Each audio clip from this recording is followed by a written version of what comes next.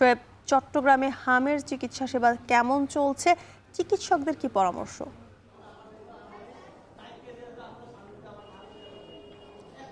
জ্যোতিকা, হামের উপসর্গ নিয়ে শিশুদের হাসপাতালে ভর্তির সংখ্যা কিন্তু ক্রমেই বাড়ছে এবং এখন পর্যন্ত চট্টগ্রামের বিভিন্ন হাসপাতালে সিভিল সার্জনের দেয়া যে তথ্য, সেই তথ্য অনুযায়ী ৫৫ জন রোগী চিকিৎসা নিচ্ছেন। তার মধ্যে চট্টগ্রাম মেডিকেল কলেজ হাসপাতালেই চিকিৎসা নিচ্ছেন অন্তত ৪০ জন রোগী এবং এর মধ্যে ৪ জন রোগী আইসিইউতে চিকিৎসাধীন রয়েছেন। এবং আমরা সকালে এসে যেই চিত্রটি দেখেছি যে শিশু ওয়ার্ডে দুটি কক্ষকে আইসোলেশন ওয়ার্ড হিসেবে প্রস্তুত করা হয়েছে এবং সেখানেই যারা হামের উপসর্গ নিয়ে আসছেন তাদেরকে সেখানেই চিকিৎসার ব্যবস্থা করা হচ্ছে। এবং চিকিৎসকরা বলছেন যে শিশুদের এই ওয়ার্ডে সার্বক্ষণিক বা সবসময়ই কিন্তু নিউমোনিয়া আক্রান্ত রোগী আসে এবং সেই জায়গা থেকে এখন যেহেতু হামের একটি প্রাদুর্ভাব চলছে, অভিভাবকরা আক্রান্ত হচ্ছেন এবং সেই অনুযায়ী তারা জ্বর, সর্দি, কাশি বা নিউমোনিয়া আক্রান্ত হলেই কিন্তু হাসপাতালে ছুটে আসছেন।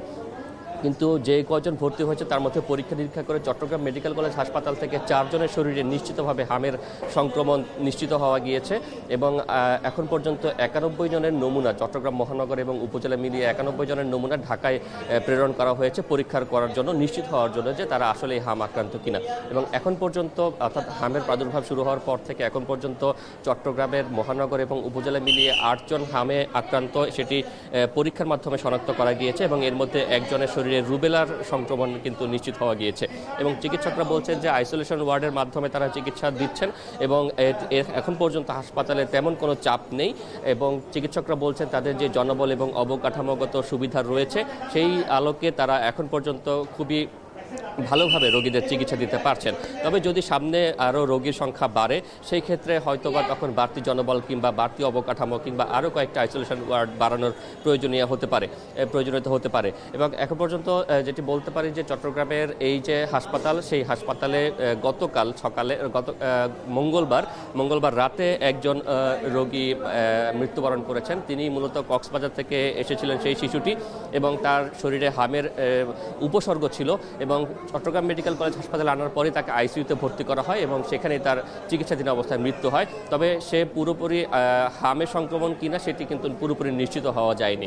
তবে এখন পর্যন্ত চট্টগ্রামে নিশ্চিতভাবে ৮ জনের সংক্রমণ ধরা পড়েছে এবং পরিস্থিতি এখনও প্রশাসন চিকিৎসকদের নিয়ন্ত্রণের মধ্যে রয়েছে বলে কিন্তু চিকিৎসকরা বলছেন। জ্যোতিকা, এ নিয়ে আরও জানবো গুলজারের কাছ থেকে। গুলজার, সিলেটে হামে আক্রান্ত রোগীর সংখ্যা বাড়ছে কিনা, কি তথ্য আছে আপনার কাছে?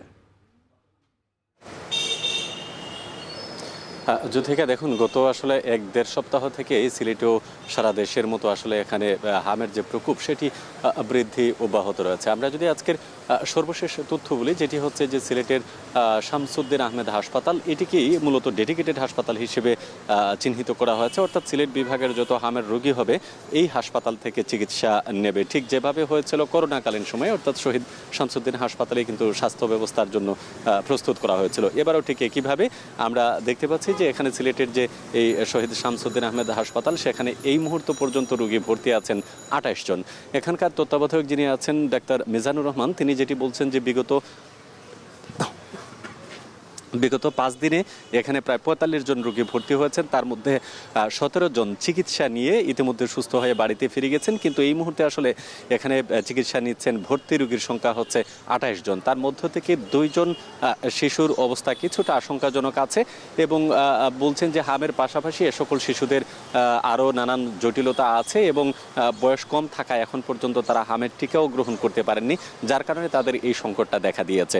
তবে এখানকার যিনি তত্ত্বাবধায়ক আছেন তিনি এটি নিশ্চিত করেছেন যে সিলেট বিভাগের অর্থাৎ ৪ জেলার যে সকল রোগী সিলেটে এসে ভর্তি হবে তারা এখান থেকেই চিকিৎসা নেবে এবং স্বাস্থ্য অধিদপ্তর এখানে সার্বক্ষণিক তারা তদারকি করছেন এবং যে সকল শিশুরা হামে আক্রান্ত হচ্ছেন তাদের যাতে সুষ্ঠু সেবাটুকু পায় সেটা নিশ্চিত করতে তাদেরকে দিক নির্দেশনা দেওয়া হয়েছে।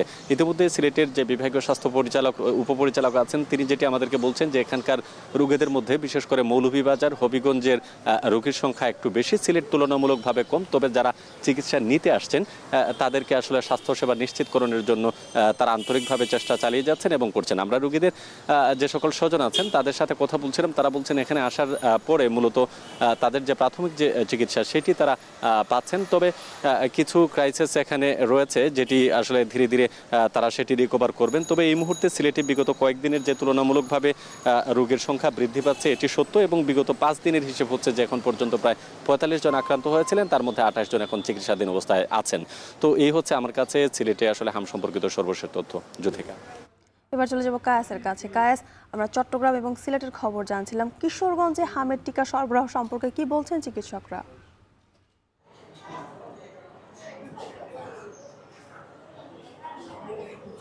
জ্যোতিকা, এই বিষয়টা নিয়ে কিছুক্ষণ আগে আমার কথা হয়েছে কিশোরগঞ্জের যে সিভিল সার্জন আছেন ডাক্তার অভিজিৎ শর্মা, তিনি যে বিষয়টি জানিয়েছেন পর্যাপ্ত পরিমাণ এখনও পর্যন্ত টিকা সরবরাহ রয়েছে।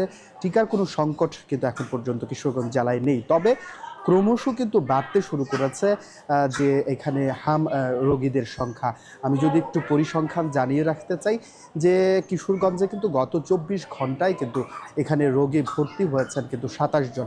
এর মধ্যে 250 শয্যা জেনারেল হাসপাতালে ভর্তি হয়েছেন 8 জন, এবং সৈয়দ নজরুল ইসলাম মেডিকেল কলেজ হাসপাতালে 5 জন, এবং অন্যান্য যে উপজেলা স্বাস্থ্য কমপ্লেক্সগুলো রয়েছে সেখানে কিন্তু আরও 14 জন রোগী ভর্তি হয়ে কিন্তু চিকিৎসা নিচ্ছেন।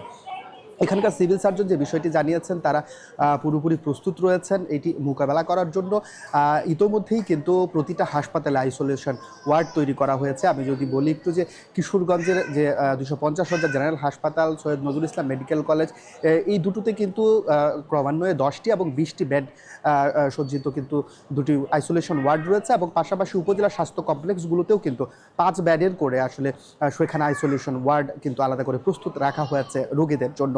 তবে এখানে এখনও পর্যন্ত যেহেতু টিকার সংকটটা নেই, এবং এখানকার কর্তৃপক্ষ সহ সবাই যে বিষয়টি বলছেন যে যেহেতু খুব শীঘ্রই আরেকটি ক্যাম্পেইনের আয়োজন রয়েছে টিকাদান কর্মসূচির, সেটিও কিন্তু আসলে অনেকটাই সহযোগিতা করবে এই রোগীদের ক্ষেত্রে। তবে এখানে রোগীরা যারা ছিলেন তাদের সঙ্গে অনেকের সঙ্গে কথা হয়েছে যে অনেকেই যারা এখানে ভর্তি হয়েছেন শিশুদেরকে নিয়ে তাদের, আমি যাদের সঙ্গে কথা বলেছি অনেকেই কিন্তু এই টিকাটি কোনোভাবে মিস করে গেছেন, এরকম ঘটনাও কিন্তু রয়েছে। তবে এখানকার চিকিৎসকরা পরামর্শ দিচ্ছেন যে এই যে এখানে এই লক্ষণ দেখা দেওয়ার সাথে সাথে তারা যেন হাসপাতালে দ্রুত গতিতে চলে আসে।